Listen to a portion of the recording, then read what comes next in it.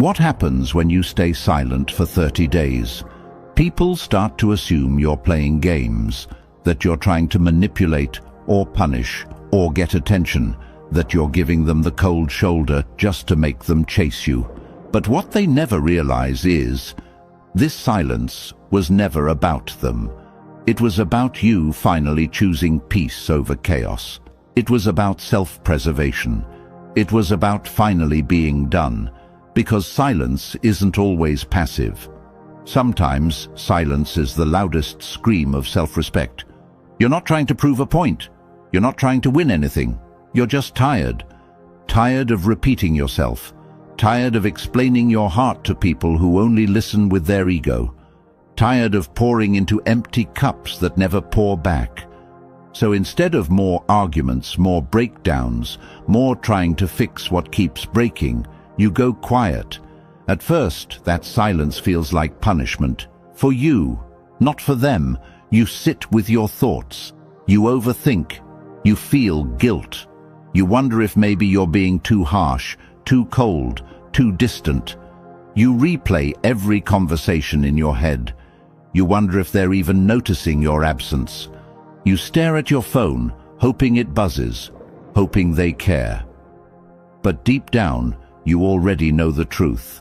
If someone truly valued you, you wouldn't have to go silent for them to hear you. And in that silence, something powerful begins to shift. You stop checking your phone. You stop justifying your silence. You stop waiting. You start healing. You start seeing things for what they really were, not what you hoped they would be. You start feeling the weight of everything you used to carry for people who never once asked if you were okay. And instead of feeling weak for walking away, you start to feel strong for finally letting go. You start to realize silence doesn't mean weakness. It means clarity. It means you've learned that not everyone deserves a reaction. Not everyone deserves access. And most importantly, not everyone deserves your voice.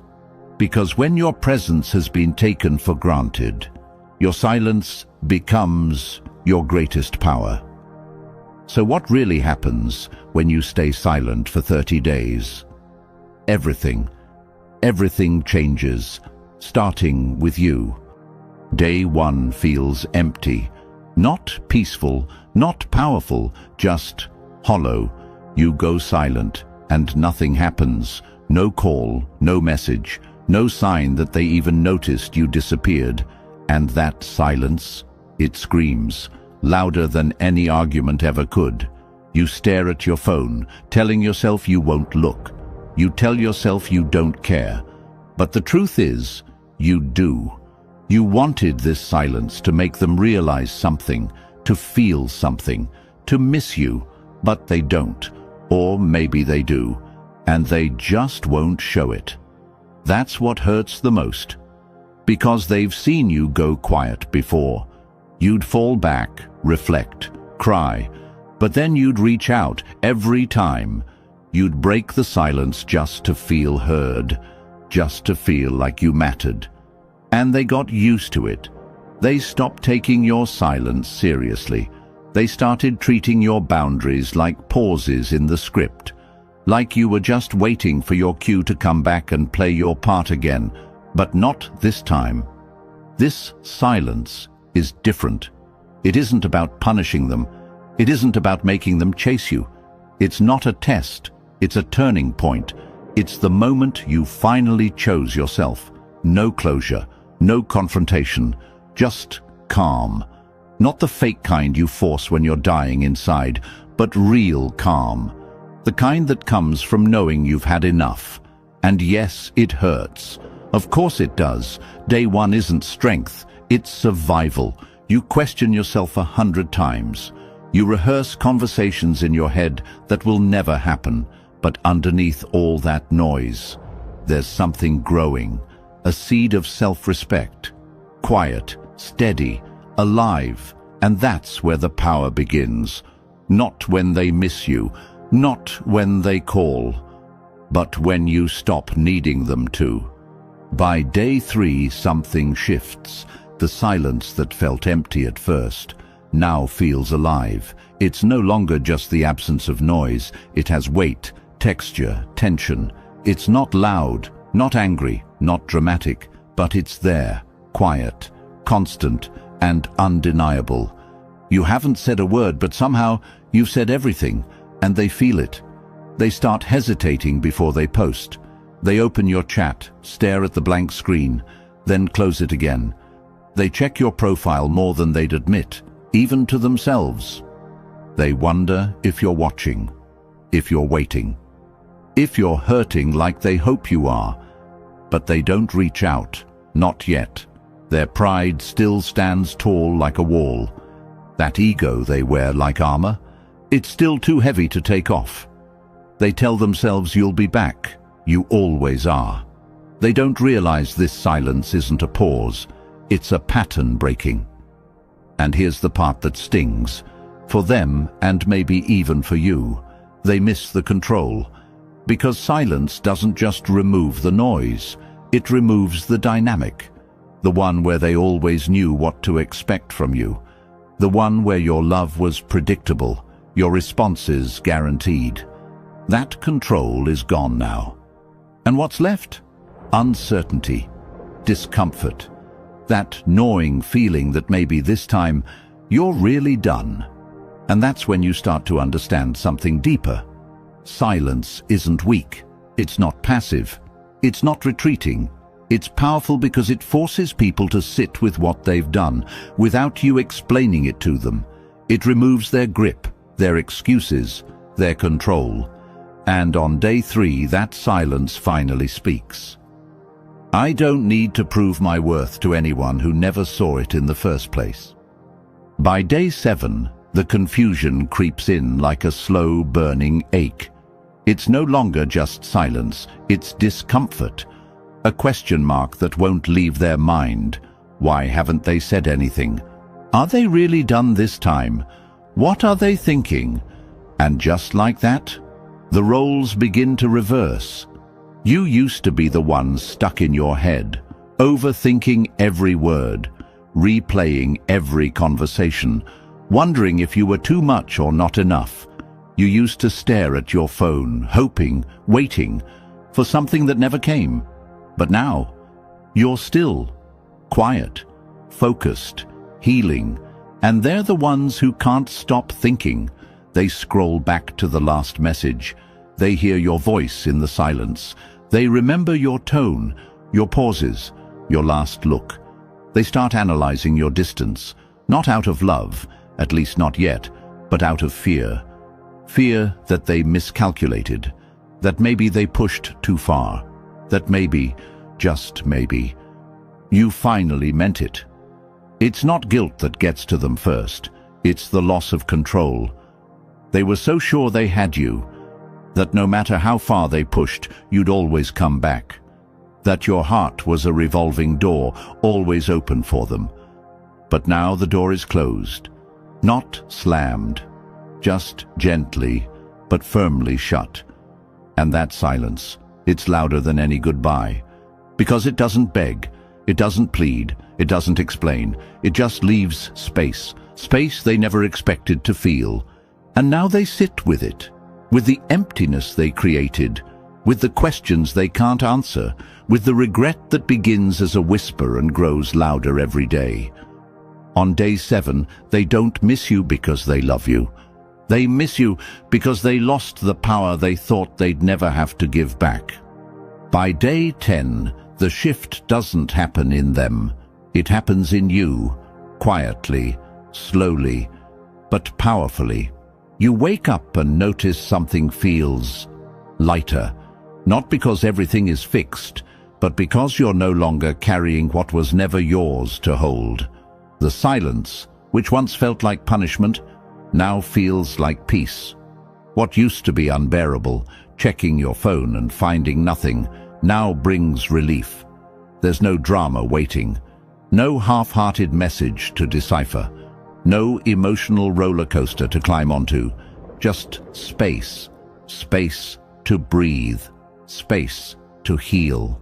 You're sleeping deeper, breathing easier, The knot in your chest, it's finally loosening.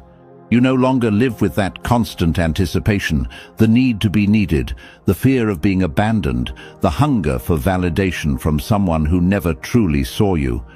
That part of you, the one that waited, the one that begged silently to be chosen, is starting to quiet down. And something beautiful takes its place. Clarity, self-respect, a sense of groundedness.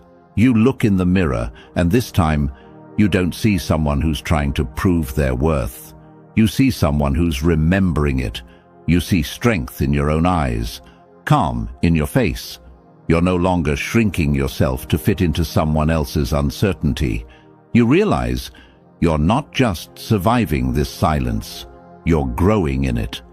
For the first time in what feels like forever, you're showing up for yourself, not chasing, not explaining, not waiting, just being, just healing. And that's when it clicks. This silence isn't a void, it's a homecoming. By day 10, the silence stops being about them. It becomes a sanctuary, where you finally start to hear your own voice again. By day 14, the silence begins to burn, not in their heart, but in their ego.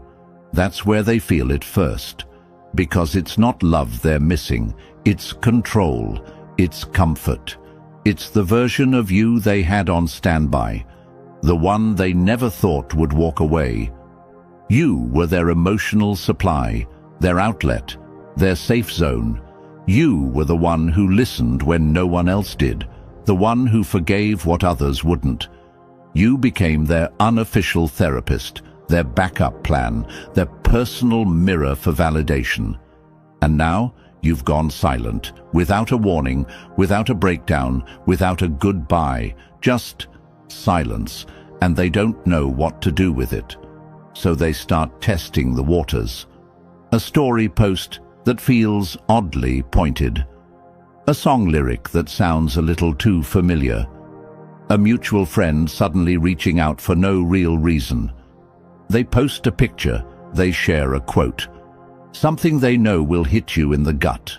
Something they hope will make you react, but you don't. You've changed. You see through the games now. You recognize the bait for what it is. And for the first time, you don't bite. No angry message, no emotional reaction, no curious reply. Just silence. And that silence, it cuts deeper than any confrontation ever could, because it tells them the one thing they never thought they'd hear from you. I'm done. Not out of hate, not out of revenge, but from a place of peace. They don't feel your absence in their heart yet, but their ego is bleeding, and your silence, more than any words, is teaching them what it truly means to lose someone who always showed up until they didn't. By day 18, something shifts again. This time it's deeper. It's no longer about confusion or curiosity. Now, they start to feel your absence as a real loss, not because they're lonely. Loneliness is easy to cure with distraction. This is different. This is the weight of consequence. The sting of silence that holds up a mirror they can't escape from. See, before they could convince themselves you were dramatic, that you overreacted, that you just needed time and would come back like you always did. But you didn't. And now, for the first time, they're left alone with the truth, with the version of themselves you were trying to explain, with the reflection they never wanted to see. You're not there anymore, not to calm them down, not to explain your hurt, not to clean up the emotional mess they left behind. You're not texting paragraphs to be understood. You're not defending your heart like it's on trial. You're just gone, and your silence is echoing through every corner of the space they thought you'd always fill. They start to wonder, what if you weren't crazy? What if you weren't needy or too sensitive? What if you were just exhausted from giving, from trying, from always being the one who cared more? That realization, It's uncomfortable. It humbles them in ways they're not ready for, because it's always been easier to point fingers at you than to look inward. But now, without your voice to blame, without your presence to soften their guilt, they have to face themselves. And that's the hardest part. Because silence doesn't just speak, it confronts. It holds people accountable in a way that words never could. And by day 18, your silence is doing what your love never could. It's making them feel what they always made you carry. By day 21, the silence gets to them. Not because they've changed, not because they've had some grand awakening, but because the quiet is too loud now. It echoes. It repeats every truth they've tried to avoid. Every moment they dismissed you. Every time they thought you'd always be there. They reach out, not with apology, not with accountability, but with softness, with vague, safe messages. Hey, just checking in, or saw something that reminded me of you. Maybe even a comment on your post. Something casual, like they're just being friendly. But behind those carefully chosen words is a burning question they can't say out loud. Are you still mine? They're not looking for closure. They're looking for access. They want to know if the door is still open, if the version of you they once took for granted still exists. But what they don't know is that you're not the same person who waited by the phone. You're not the same heart that ached for a message, any message. You've changed, not into someone cold, not into someone bitter, but into someone free. You've grown in your silence. You've made peace with the unanswered questions. You stopped needing an apology to heal. You stopped needing someone else's recognition to feel valuable. The silence they feared, you've learned to live in it. And then you learned to love it, because silence gave you the one thing they never could: clarity. And by now, you're not angry. You're just not interested. Not in half efforts. Not in breadcrumb conversations. Not in recycled attention that comes without change.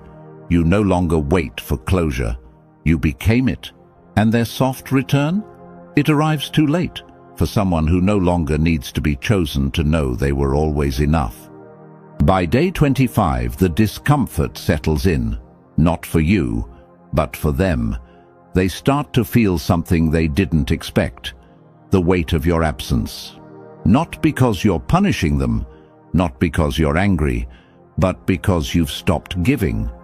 And when someone has grown used to your endless emotional generosity, your silence feels like starvation.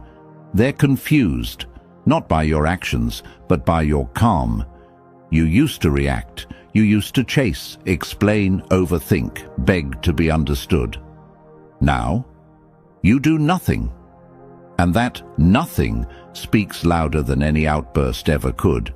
It tells them you've seen enough, felt enough, given enough. And that scares them. Because when you stop giving your energy, your time, your care, what they're really losing is the power they held over you, the ability to get a rise out of you, to push a button and watch you respond. That's gone now. And people who are used to control, they don't handle loss well. So they try everything. Sweet messages, guilt-tripping, subtle reminders of the good times, mixed signals to confuse you, to test the waters, to regain control. But you've changed. You don't fall for confusion anymore. You don't see chaos as love. You don't confuse guilt with connection. Your silence isn't stubbornness, it's self-protection. And for the first time they realize they can't reach you the way they used to, because you're not who you used to be. And that truth, it's finally louder than your silence. By day 30, they either come back desperate or disappear completely, and both are a blessing. If they come back, it means they felt your loss. If they don't, it means your silence revealed what your presence kept hidden. They were never truly there for you. Either way, you win. Because silence doesn't just show you who others are. It reveals who you've become.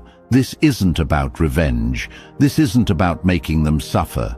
This is about choosing peace over chaos, self-worth over validation, healing over history. And once you cross that 30-day mark, you'll never want to go back to the noise, because you'll see just how much energy you were wasting trying to explain your heart to people who only listen to their ego.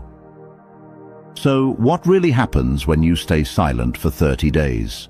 You don't just lose people, you lose illusions. You lose the fantasy of what could have been. You lose the addiction to being understood.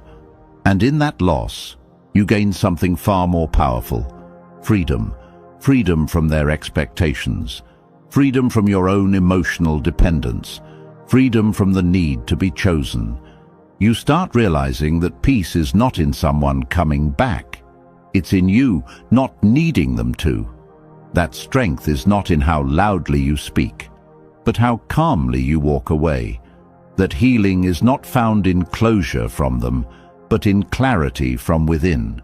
You don't need to announce your transformation. They'll feel it in your absence. You don't need to prove your value. Your silence already did that. You don't need to win them back, because you already won. You chose yourself. And here's the raw truth. The people who deserve your silence the least are often the ones who need it the most, not to hurt them, but to help them realize they can't treat people like options and expect loyalty. They can't ignore your worth and expect access. They can't keep you close and push you away, then act surprised when you disappear. So, stay silent, not to teach them a lesson, but to remind yourself that you've already learned yours. Let them feel the void they created. Let them sit with the silence they never thought would last. And if they ever come back, let your peace answer the door.